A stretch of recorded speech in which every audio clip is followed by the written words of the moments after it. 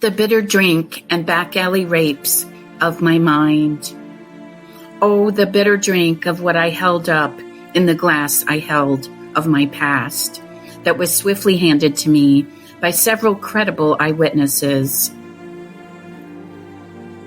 who witnessed the tragedy of the premeditated murder of my soul, even though somehow remnants of my body remained. I was an innocent bystander, standing on the chalk lanes in the crime scene of my own life. I swallowed exceptionally hard, taking a large gulp that nearly gagged me. I tried to envision the staggering reality of what happened to me, as parts of me told me what I had blocked out. They knew what had happened to me.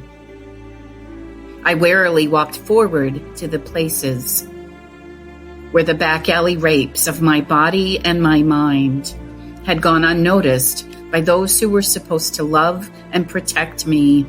I did not want to remember the harrowing hell that I had been through, for fear that it would make me completely go away and I would not exist at all. It would be much better to be altogether insane than to find out that they were to blame, or let my 2-year-old self believe that I couldn't just go down the drain in a way to end this excruciating pain that pulsed and radiated in the thin membrane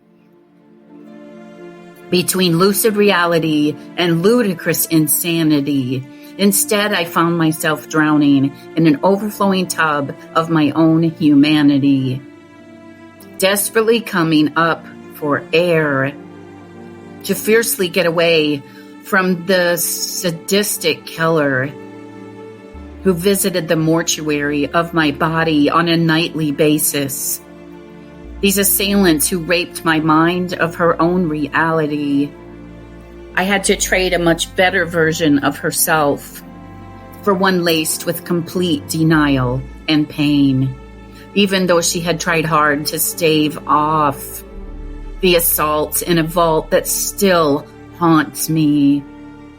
My body had become a commodity and was a common trampling ground for intrusion and invasion of probes and instruments, becoming violators instead of protectors, and weapons of mass torture instead of health care, in a science experiment in a lab that remained hidden behind the guise of a clinic that was an academy for the future criminally insane.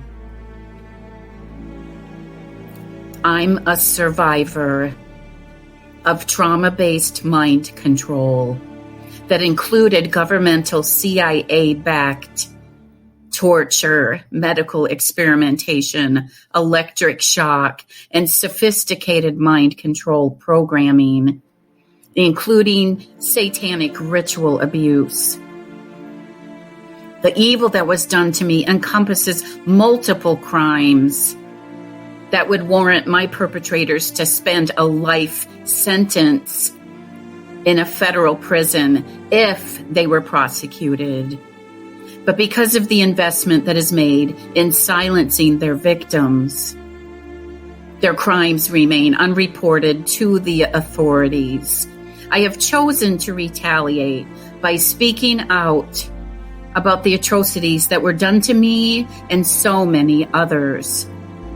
Learning to trust safe, supportive people, trust myself, get to know and accept the parts of me that split off from my core is a journey of self-discovery. Self-hatred, conflicts, identifying lies and where the negative beliefs came from is hard work and takes much love, acceptance, compassion, and kindness toward the selves that hold the repressed trauma. The road to freedom and healing has been a long, arduous journey. If you are a survivor of abuse, you are not alone.